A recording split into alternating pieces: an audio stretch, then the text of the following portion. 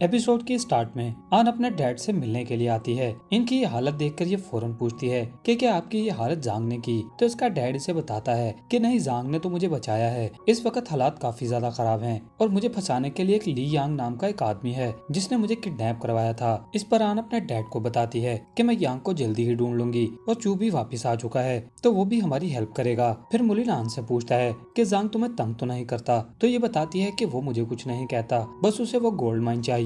ये सुनते ही मुलिन कहने लग जाता है कि तुम दोनों बहन भाई हो, तुम दोनों शादी कैसे कर सकते हो। इस पर आन फौरन अपने डैड से पूछती है क्या जांग की मॉम की डेथ के पीछे आपका कोई कनेक्शन है। तो मुलिन इसे कहता है कि मेरा उससे कोई कनेक्शन नहीं था, उसने सुसाइड की, लेकिन मरने से पहले उसने हमारे खानदान का नाम डुबो दिया था। दूसरी तरफ जांग अपने फ्रेंड तांग से मिलने के लिए आता है। तांग ने ट्रेडिशनल ड्रेस पहना हुआ था और जांग इसे इस ड्रेस में देखकर काफी खुश होता है। यह आकर सबसे पहली वाली सीट पर बैठता है और इसकी परफॉर्मेंस को चुपचाप देखता रहता है। तांग भी इसे यहाँ देखकर काफी खुश हो रहा था। फिर ये इसके लिए गाना गाता है और गाना गाते हुए इसके जज्बात बाहर आ रहे थे, जिससे ये बात साफ जाहिर हो रही थी कि तांग गे होने की वजह से जांग को पसंद करता था, लेकिन जांग को ये बात पता ही नहीं थी। दूसरी तरफ मिस्टर जाओ जांग के घर पहुंचे हुए थे। आन जैसे ही घर वापस आती है तो जाओ इसे अपना इंट्रोडक्शन देता है कि मैं जाओ को फोस्टर डैड हूँ और मैं यहाँ तुमसे कुछ बात करने के लिए आया हूँ। इसके बाद सीन सीधा रात पर शिफ्ट होता है। जांग जैसे ही घर आता है ये काफी ड्रंक था। इसे गार्डन में आन बेहोश हुई मिलती है।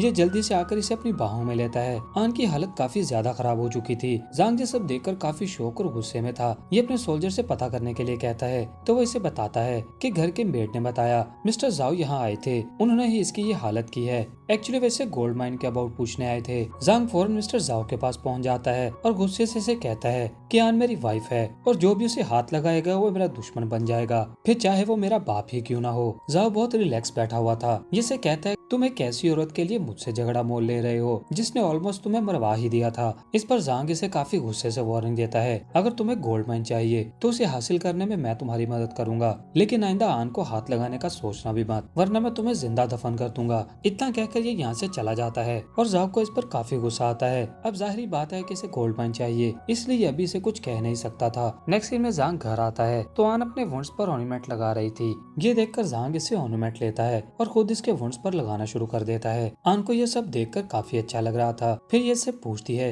क्या मिस्टर जाओ तुम्हारे साथ भी ऐसा बिहेव करते हैं। तो जांग इसे बात घुमाकर जवाब देता है कि मैं हमेशा की तरह लकी रहा, जब उसे मेरी कदर हुई तो उसने मुझे ट्रेन कर लिया और फिर अपना बेटा बना लिया, लेकिन एक बात मैं अच्छे से जानता हूँ, उसका जैसे ही मुझसे मतलब पूरा हो जाएगा वो मुझे अपने रास्ते से हटाने की कोशिश करेगा। आन को यह सब सुनकर फील होता है जांग ने इतने सालों में बहुत कुछ सफर किया है। फिर ये से पूछती है क्या तुम ली यांग के नाम को इन्वेस्टिगेट करने के लिए मेरी हेल्प करोगे। मेरे डैड ने बताया था कि उन्हें किडनैप करवाने के लिए इस आदमी ने ही ये काम किया था। जांग कहता है कि मैं ऑलरेडी इस बंदे की इन्वेस्टिगेशन में लगा हूँ, तुम्हें फिक्र करने की कोई जरूरत नहीं। इसके बाद सीन शिफ्ट होता है। आन अपने रूम में सो रही होती है और जांग यहाँ इसका ख्याल रख रहा था। अब सारी रात इसकी केयर करने के बाद जांग अपने ऑफिस में बैठा काम कर रहा था। तभी सोल्जर आता है और जांग को देखकर कहता है कि आप कुछ दिनों से अपनी नींद पूरी नहीं कर रहे। जांग कहता है कि तुम मेरी फिक्र मत करो, तुम तांग के जितने भी कनेक्शंस हैं उन सब के अबाउट मुझे रिपोर्ट करते रहना। इस पर सोल्जर इसे बताता है कि जो असैसन मिस आन को मारने के लिए आया था और जिस ली यांग की आप बात कर रहे थे, उस आदमी ने शहर से सभी एंटीडोट्स को गायब करवाया था, लेकिन जब तक हमने ली यांग को ढूंढा वो हमें मरा हुआ मिला। इस पर जांग कहता है कि उसका जरूर मेरे फोस्टर डैड से कुछ लेना देना होगा,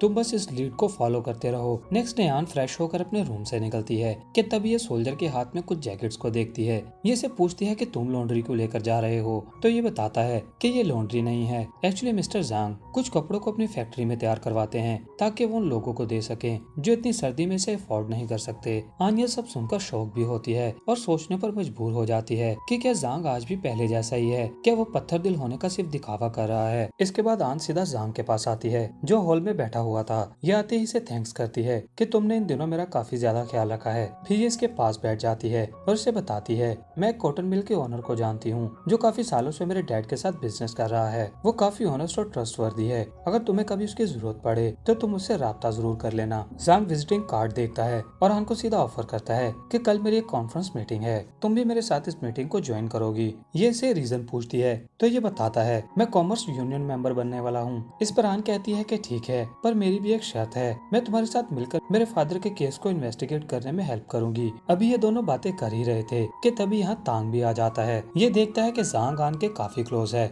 और ये इसके साथ खुश भी लग रहा है। ये आन के फोरहेड पर किस करता है तो तांग को ये देखकर काफी जेलसी फील होती है। फिर ये जांग को आवाज मारता है। जांग इसे देखते ही काफी खुश हो जाता है। फिर ये आन को देखता है तो जांग से कहता है कि ये जरूर तुम्हारी वाइफ होगी। आन इसे वेलकम करने के लिए इसके साथ हैंडशेक करने के लिए हाथ आगे बढ़ाती है तो तांग इसकी इंसल्ट करते हुए कहता है कि तुम गवर्नर की लेडी हो और मैं एक मामूली आदमी, तुमसे हाथ मिलाकर मैं तुम्हारी इंसल्ट नहीं करना चाहता। इसके बाद जांग आन से कहता है कि तुम अभी के लिए यहाँ से चली जाओ, मुझे तांग से कुछ बातें डिस्कस करनी है। इसके जाने के बाद जांग तांग से कहता है कि मैं तुम्हारे थिएटर के बारे में भूल ही गया था, मैं उसे आजकल में ही अनसील करवा दूंगा। तांग इससे कहता है कि उसे ओपन करवाने की कोई जरूरत नहीं, वैसे भी मुझे कुछ दिनों के लिए तो रिलैक्सेशन मिली है, तुम मेरे बारे में फिक्र मत करो, मुझे जब जरूरत होगी तो मैं तुमसे कह दूंगा। जांग इसे बहुत पोलाइटली ट्रीट करता है। इसके बाद हमें रात का सीन दिखाया जाता है। जांग और तांग दोनों सीढ़ियों में बैठे बातें कर रहे होते हैं।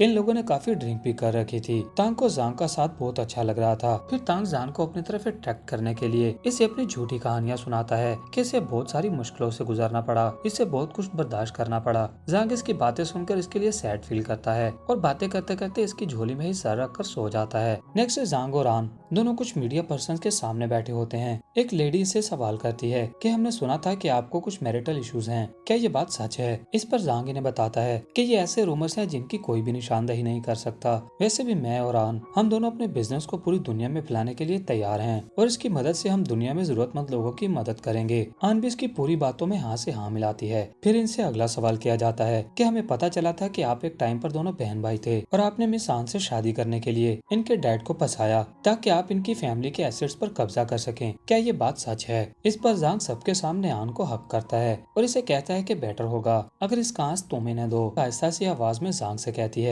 कि तुमने ही इन्हें यहाँ बुलाया है, इसलिए तुम ही इन्हें डील करोगे। इसके बाद आन इन सब लोगों को आंस करती है, हम दोनों रियल सिबलिंग्स नहीं हैं, हम दोनों की मदर्स अलग अलग हैं। वैसे भी जांग के लिए मेरा प्यार कभी बदला ही नहीं, जितना मैं आज से 5 साल पहले किया करती थी, आज भी उतना ही प्यार करती हूँ। ये दोनों एक दूसरे की आंखों में देखते हैं और फिर से इन दोनों की फीलिंग्स एक दूसरे के लिए सेम होती हैं। इसके बाद जांग सब लोगों के सामने आन को किस करता है और इसी सीन के साथ इस एपिसोड का एंड हो जाता है। I hope you all like my explanation, so please like, share and subscribe my channel for more new updates.